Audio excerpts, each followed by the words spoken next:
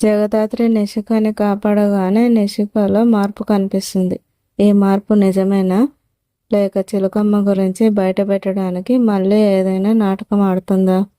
ఏం జరగబోతుంది? నిషికలో మార్పు వచ్చిందనగానే జగదాత్రి నమ్మేస్తుంది. తన సంతోషానికి అవధులే లేవు.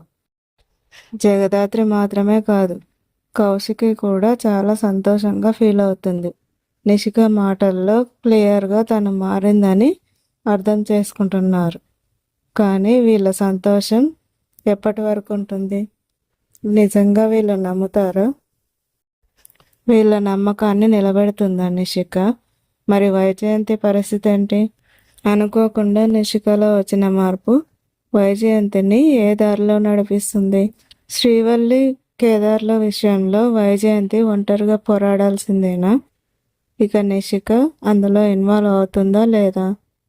ఆస్తి విషయంలో తమ్ముడే పేకాటే అంటుందా?